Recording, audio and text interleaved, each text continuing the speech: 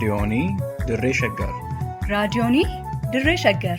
Raadiyoonii Dirree Shaggar.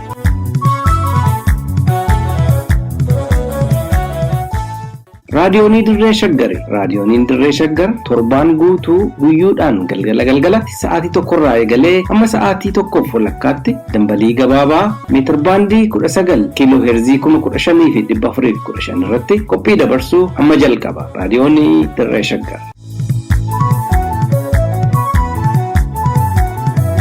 Akka mul'atan dhaggeeffattootaa fi hordoftoota raadiyoonii Dirree Shaggar oduu sa'aatii kanaa isin dhageessisuuf jirra. Oduu waliinis an Iftuu Galataati.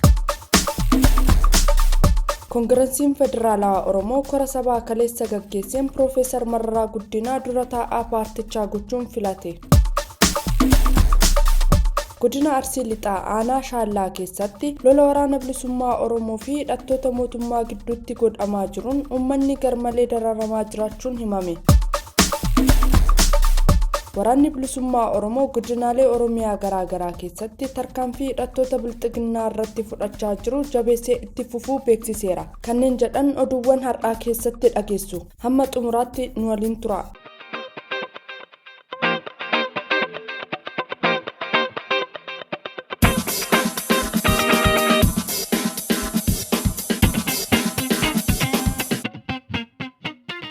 Koongirasii Federaalaa Oromoo KFO'n kora yeroo lammaffaaf kaleessa gaggeessaa jiruun Piroofeesar Mararaa Guddinaa dura taa'aa paartichaa gochuun yoo filatu, obbo Baqqalaa Garbaa itti aanaa dhaabichaa gochuun filachuun beekameera. Koongirasii Federaalaa Oromoo bitootessa 17 bara 2014 irraa eegaluun kora sabaa gaggeessuu irratti wayita argamu Piroofeesar Mararaa Guddinaa fi obbo Baqqalaa Garbaa bakkuma duraan turanitti dura taa'aa fi itti aanaa gochuun wal duraa duuba yoo filatu, obbo Johaar Mohammad itti aanaa lammaffaa Koongirasii Federaalaa Oromoo gochuun filateera. Kora saba KFO'n gaggeeffate kanarratti bakka bu'oonni godinaalee Oromiyaa hundi kan argaman yoo ta'u, bakka bu'oonni godinaalee kunneen bakka bu'oota isaanii koree giddugaleessa KFO keessatti qooda fudhatan filataniiru. Koreen giddugaleessa KFO miseensota 85 kan of keessa qabu yoo ta'u, Finfinnee fi Dirree Dawaa dabalatee godinaaleen Oromiyaa hundi bakka bu'oota isaanii filachuun ibsameera. Akkasumas KFO'n bara hundaa'ee jalqabee bu'aa ba'iin qabsoo Oromoo keessatti dabarse bifa gabaasaatiin hirmaattota korichaatiif dhiyaateera. Aarsaawwan gurguddoo dhaabichi mirga uummata Oromoo kabachiisuuf kaffalaa tures hooggantoota dhaabichaatiin uummataaf ibsameera. Paartiin Odaa jedhamus kan obbo Sultaan Qaasimiin hoogganamu paartii isaa guutummaatti dhiisuun miseensota isaa qabatee Koongirasii Federaalaa Oromootti makameera. Adda Bilisummaa Oromoo dabalatee hooggantoonni jaarmiyaalee siyaasaa waltajjii irratti qooda fudhatan carraa argataniin ergaawwan jajjaboo dabarsaniiru. Hooggantoonni fi hirmaattonni korichaa yaadawwan waltajjii irratti ibsaniin mootummaan bilxiginnaa lola humnoota TPLF waliin gaggeessaa ture dhaabuusaa akkuma ibse lola waraana bilisummaa Oromoo waliin taasisaa jiru akka dhaabuuf irra deddeebiin gaafataniiru.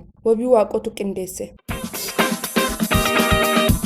Godina Arsii Lixaa aanaa Shaallaa keessatti lolli cimaan waraana bilisummaa Oromoo fi hidhattoota mootummaa gidduutti taasifamaa jiraachuu jiraattonni aanichaa himan. Lola taasifamaa jiru waliin walqabatees dargaggoonni akka malee hidhamaa jiraachuu isaanii maddiitti tajaajilli geejjibaa adda kan cite yoo ta'u, manneen jiraattotaa ibiddaan barbadaa'aa jiraachuu fi hawaasichis manaa akka hin baaneef hidhattoota mootummaatiin dhorkamuun garmalee dararamaa jiraachuu maddeen bakkasii raadiyoonii Dirree Shaggaritti himaniiru. Raayyaan ittisa biyyaa waraana bilisummaa Oromoo waraanuuf mootummaa bilxiginnaatiin garasitti bobbaafame hawaasa nagaa dararaa jiraachuun kan himu maddi raadiyoonii Dirree Shaggar hidhattoonni mootummaa kunneen shanee qallabdu rasaasaa fi odeeffannoo dhiyeessaa fi jirtu jechuun hawaasa nagaa dhaanuudhaan mana hidhaatti darbachaa jiraachuu dubbata.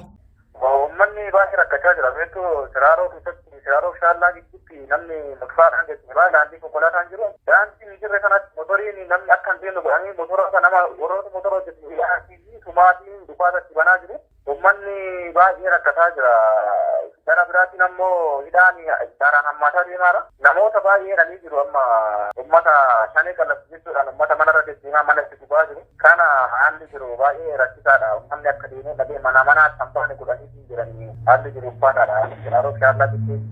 Qaamni kana raawwataa jiru qaama mootummaa hidhatee jiru maqaa makkalama. Raayyaa ittisa biyyaatiin poolisiin naannoo Oromiyaa fi milichaadha. Namni kan isaan akkasitti immoo daraa jiran shanee qallabdu meeshaa geessisu nyaata geessisu rasaasa geessaa jirtu jechuudhaan uummata dararaa jiru. lola cimaa guyyoota lamaan darban aanaa shaallaatti taasifamaa jiruun walqabatee namoonni tajaajila geejjibaa kennuu irratti bobba'an addatti rakkoof saaxilamanii jiraachuu ibsaniiru. booda lolli uummata karakkachaa jiru warra qaamaan kallattii loluu osoo hin taane uummata kuni wallolutti qaamni fudhanne uummata nagaa irratti akkas uummata daddalatee motoraadhaan jiraatu motoraan deemsa shaniidhaa kan labatu nyaata geessisuudhaan garraa jiru uummanni kan jiraatu uummanni keenya rakkataadha horsiisee bulaadha qotee bulaadha waan ta'eef kan jiraatu motora daddalatee fi motorri immoo bakka magaalatti uummanni keenya waan nyaata dhageessi rakkataadha bakka amma waan jedhee dubbatti qaban uummata keenya irratti akkasitti garagatiin akkasii raawwachuun isaanii baay'ee ulfaataadha. Uummanni immoo maal ta'a jedhee uummanni maluma dhagee uummanni akka sodhagee akkasitti kaa'amee jira. Haaluma kanaan aanaa aadaa abbaatti namni maqaan isaa Maammoo Kadiroo jedhamu mana hidhaa keessatti reebicha cimaa irratti godhameen dandamachuu dadhabuun bitootessa 16 bara 2014 lubbuun isaa kan darbe yoo ta'u hojjettoota mootummaa dabalatee dargaggoonni hedduun waraana bilisummaa Oromoo waliin hidhata qabdu jechuun jumlaan mana hidhaatti guuramaa jiraachuu himaniiru.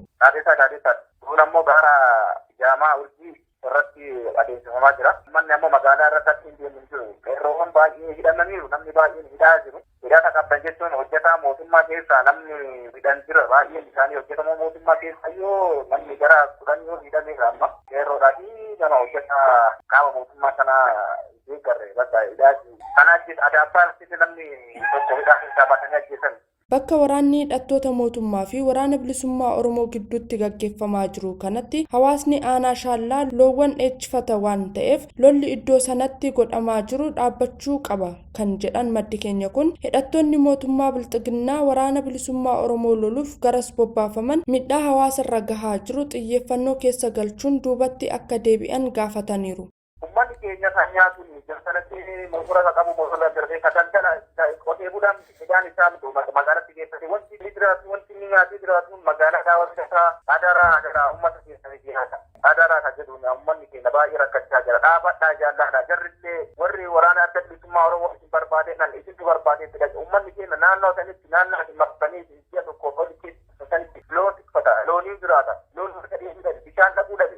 Naannoo sanirraa osoo irraa deemanii natti tola. Uummanni rakkachaa jira jedhaan qaama mootummaa hidhatee deemu kana jarri isin barbaade ta'ee walitti barbaadee fidha. Qotee bulaan mana gubaa sadistan kanatti dhaaba. Qotee bulaan dammaqna kana hawaasa kanaaf akka uummanni achirraa dhaabatuun jedhaan qaama mootummaa jedhamee beeku kana uummata kanarraa dhaabaa barbaadan. Liiban jaarsootu gabaase. mootummaan bilxiginnaa opereeshinii waraana bilisummaa Oromoo taasisu erga jalqabee as lolli hidhattoota kanneen gidduutti kutaalee Oromiyaa adda addaa keessatti taasifamaa jiru cimaa kan dhufe yoo ta'u waraanni bilisummaa Oromoo hidhattoota mootummaa bilxiginnaa Oromiyaatti bobbaafamanii hawaasa nagaa dararaa jiran irratti tarkaanfii fudhachaa jiru jabeessee itti fufuu beeksiseera. Waraanni bilisummaa Oromoo zoonii kibba bahaa Oromiyaa godina Arsii Lixaa Cibraan Jaalnadhii Gammadaa Buttaan Shaallaa Siraaroo ganda Korbeetti iddoo addaa gaara urjii jedhamutti bitootessa 15 bara 2014 hidhattoota mootummaa bilxiginnaa sakatta'insa waraana bilisummaa Oromootiif Shaashamannee garasitti bobbaafaman irratti tarkaanfii fudhateen hidhattoota 10 lakkaa'aman yoo ajjeesuu fi kanneen 30tti siqan ammoo madoon adabuu ifoomseera. Haaluma wal fakkaatuun waraanni bilisummaa Oromoo zoonii gidduu galeessaa bitootessa 15 bara 2014 Salaalee aanaa hidhaabuu abootee waraana cimaa hidhattoota mootummaa bilxiginnaa waliin taasiseen hidhattoota mootummaa hedduu ajjeesuu fi madeessuu hordofee mootummaan bilxiginnaa haleellaa kana rifachuun humna dabalataa buufata waraana magaalaa Fiicheetti argamu gara magaalaa Ejereetti bobbaasaa jiraachuu maddeen keenya gara sirraa mirkaneessaniiru. Akka maddeen keenya jedhanitti bitootessa 15 bara 2014 waraana sa'aatii dheeraaf aanaa hidhaabuu abootee keessatti godhamaa ture booda waraana bilisummaa Oromoo waajjira poolisii aanaa hidhaabuu abootee magaalaa Ejereetti argamu cabsee seenuun meeshaalee waraanaa fudhachuu fi hidhattoota mootummaa hojiif naannoo waajjira poolisii bobba'an meeshaa waraanaa hiikkachiisuu himaniiru jechuun kan gabaase Liiban Jaarsooti. Egaa dhaggeeffattoota keenya oduun har'aaf qindeeffannee dhiyaannee kanumaan gamaa ture waan waliin turtaniif hedduu galatoomaa horaa bulaa.